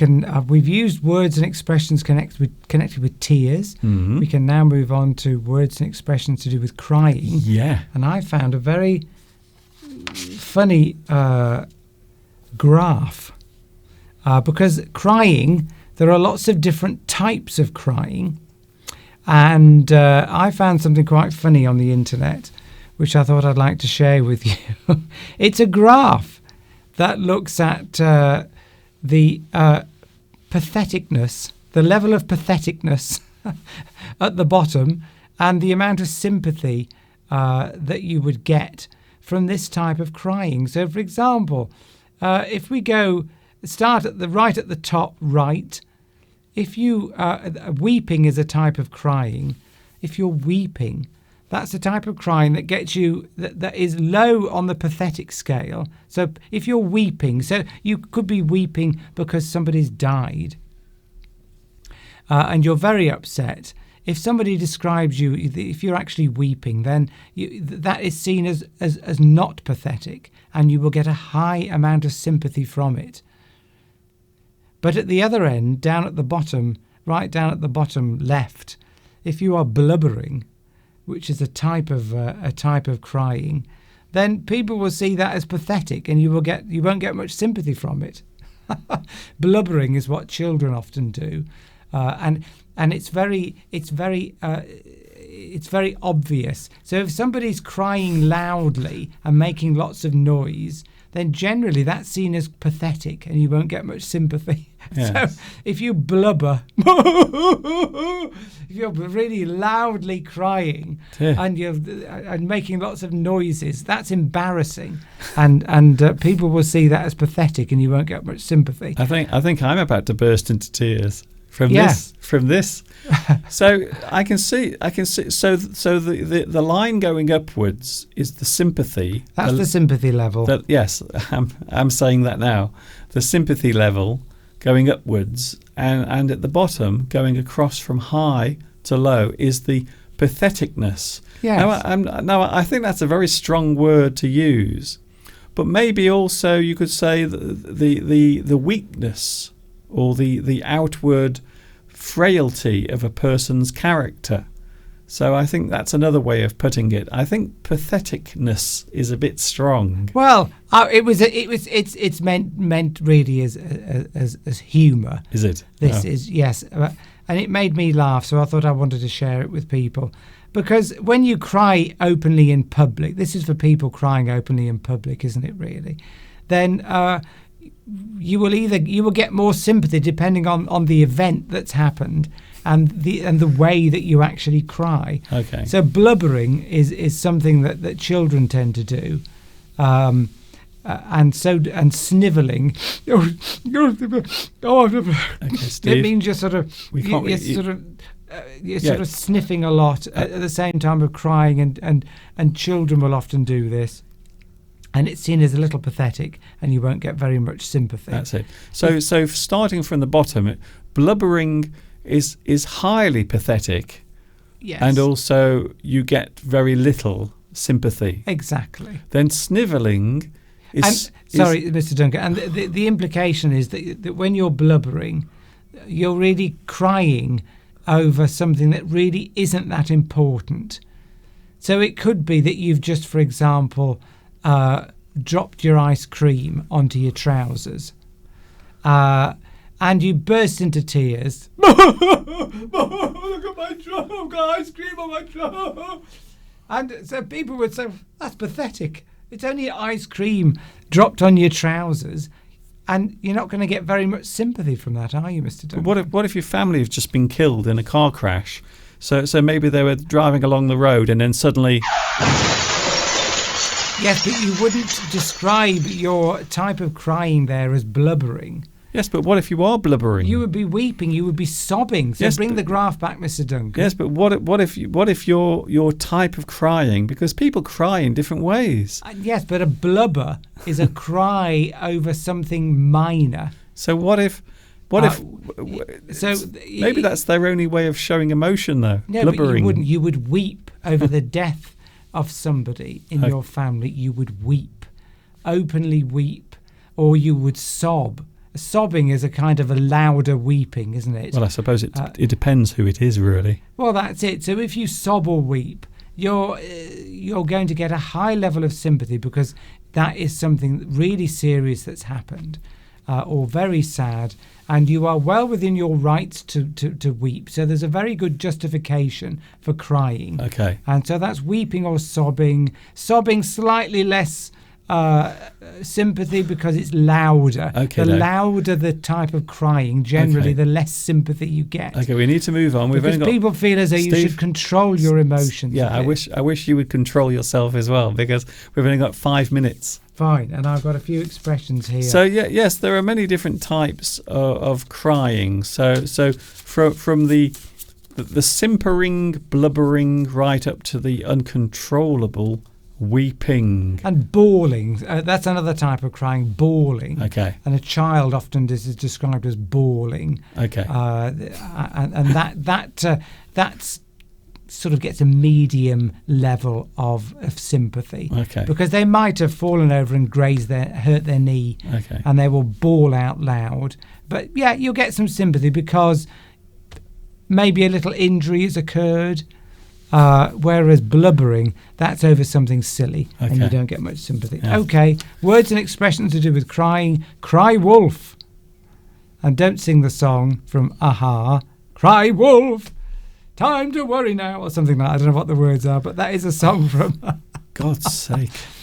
It's an old fable, crying wolf. It means that it's from Aesop's fables. So there was a shepherd who kept saying... You're not going to tell the story, are you? No, not the whole story, but if you complain about something when nothing's really wrong and you keep complaining about it and people come to your aid and they can see that nothing is wrong, you keep doing it, people eventually become numb to that, and then they won't really help you or believe you when something really serious is happening. So if in the fable, the shepherd boy kept saying, please help me, there's a wolf coming to eat the sheep. And they went to help him, and there wasn't a wolf. He was lying, he was making it up. So then he shouted again that there was a wolf coming to eat the sheep. They came again to help him, and this happened several times. In the end, they said, we're not going to help him. And then there really was a wolf that came along and ate all the sheep, and but they didn't come to help him because he was before he'd lied about it. We all know people who it's like you're raising a false alarm about something, and if you keep doing that, people eventually won't believe you, and then when something really serious does happen, nobody will come to your aid or to your help. John is always crying wolf over his work and gets us to help him out,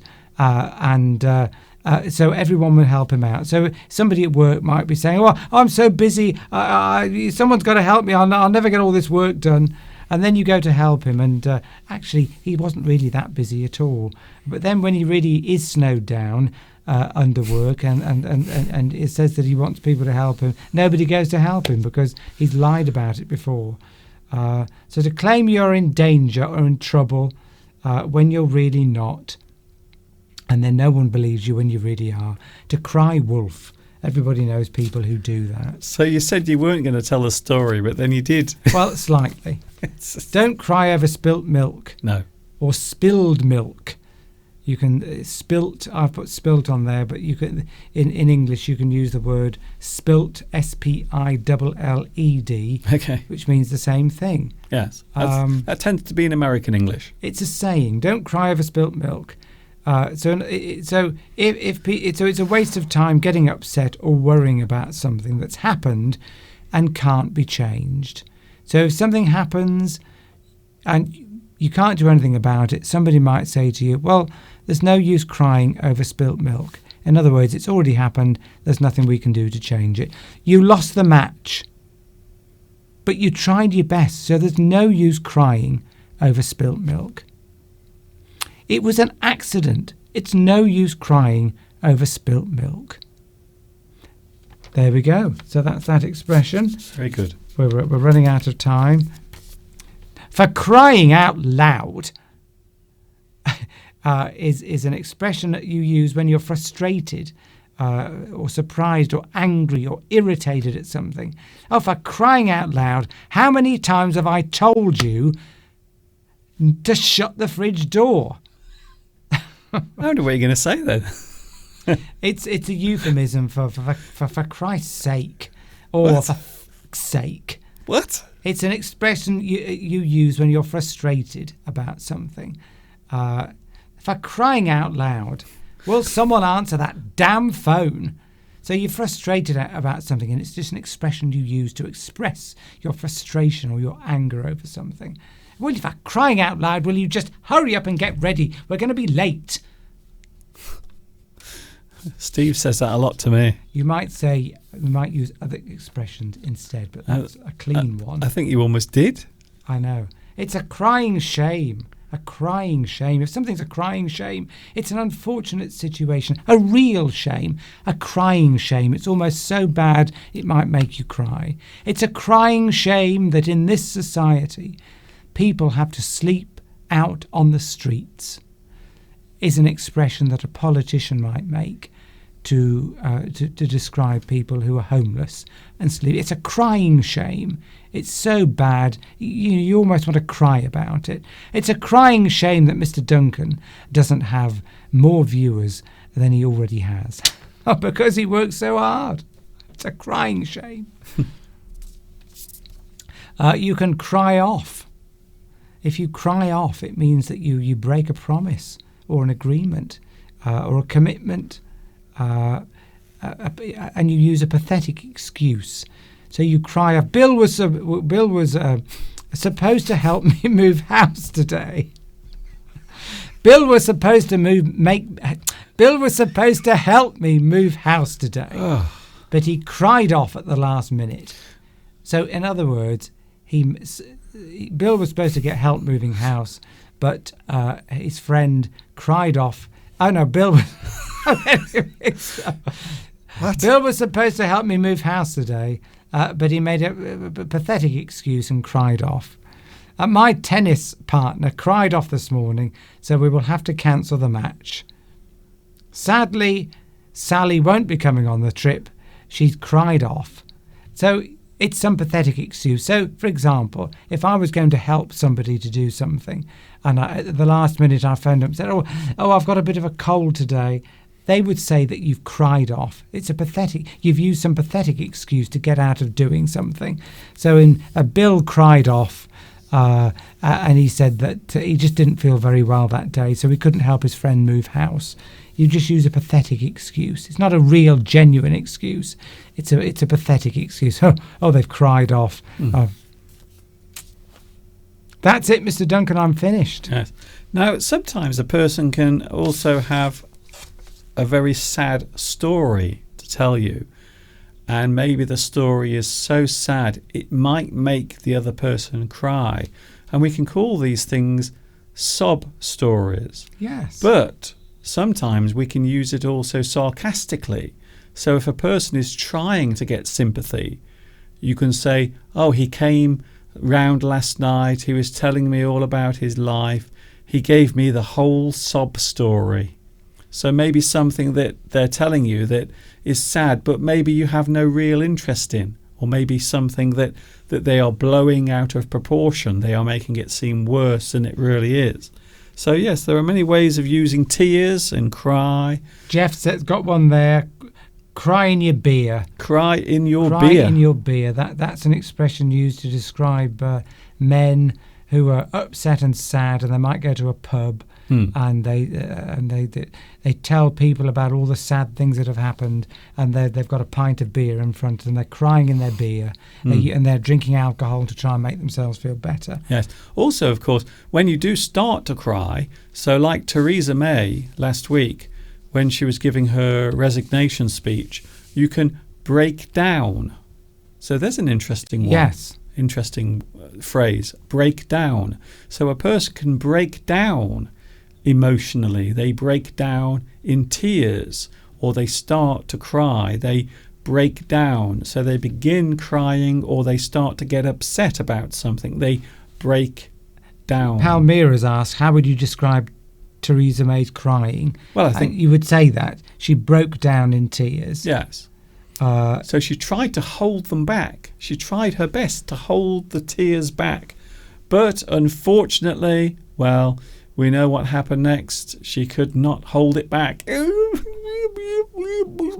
Yeah, but we're not trying to say that crying is wrong. We all need to let our emotions out. I think that's why British people now tend to display their emotions more, because it's supposed to be healthier to not to hold your emotions in. Yes. It's supposed to be healthier to let it out. But sometimes, if you let your emotions out in public, you don't receive a very good hearing. You know who I blame? Crying a river. Steve. Yes. You know who I blame? Do Diana? you know who I blame? I'm asking you a question. Diana? Princess Diana. It's her fault. Yes, because... go on. Nobody cried in public until Princess Diana died. And then everyone, it was almost like a contest. That was the big shock, wasn't it? When Princess Diana died, that the outpouring of emotion in public was something we'd never seen in British people before. Yes, but the point I'm trying to make is it crossed into something else. And it never left the British way of thinking. It never left us since 1997 when she died. there was a sort of, I don't want to be unkind because it was a very sad thing, but there was a sort of almost a feeling of hysteria where people were just feeling sad because they felt that they should be sad, and then they felt as if they weren't showing enough emotion, so they tried to get more emotion out, and in the end they're just crying. But I think nothing has been the same though since Princess Diana died. I'm not saying it isn't sad. What I'm saying is the way we show our emotions and the way we express ourselves quite often, even with small things or trivial things, we overreact. We get far too upset over things. You can either agree with me or disagree. It's up to you because we're going now. You can cry a river. Means you're crying a lot. Mm. There's a song, isn't there? Yes, we're going now, Steve. Okay, Mr. Duncan. That is tea cakes and a cup of tea are coming up shortly. Yeah, tea cakes and a cup of tea coming up. Thanks to Mr. Steve for your help today. It's been lovely. Well, I hope you've enjoyed it, and I hope you've enjoyed it, and that you've learned something, and that I've been useful today. I like to be useful. It certainly taught me a lesson. So we'll see you next week, Steve. Hopefully. Hopefully. Yes, you'll be here. Okay, I'll be there. Mr. Duncan says I'll be there, so I will be. Unless your mum's coming again. No. Is your mother coming? No, not next Sunday. Okay, then. We'll see you next week then. Bye-bye. And there, Mr. Steve goes. He'll be back next week. Same time, 2 p.m. UK time. It's time to say goodbye. I hope you've enjoyed today's live stream. Returning after our short absence because Mr. Steve's mother was staying with us, but now she has gone back home. Let's have a quick look outside. Oh my goodness, it's so bright outside. My camera almost can't stand it. So there it is outside at the moment. Look how bright it is. Wow.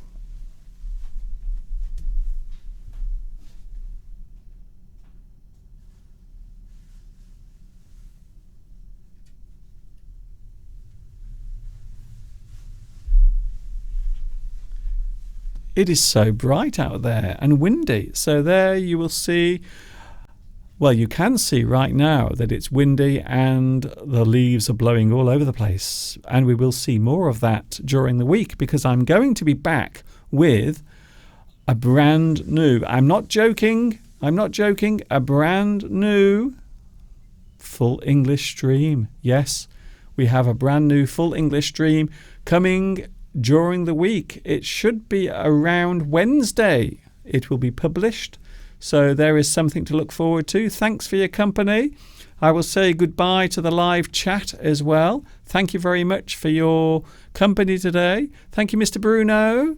Thank you, Najuan. Thanks to TS, Bella, Anna, and also just variation as my voice starts to break. What a lovely view outside. Yes, it's lovely out there at the moment. I think I might have my cup of tea outside today. I think so. So I will go just before my voice starts to sound like Theresa May. I am going. So I'll see you next Sunday, 2 p.m. UK time. This is Mr. Duncan. That's me, by the way, in the birthplace of English, saying thank you very much for watching. I hope you have a super week. Take care, because I would like to see you back here next Sunday. And of course, until the next time we meet here on YouTube Live, ta-ta for now.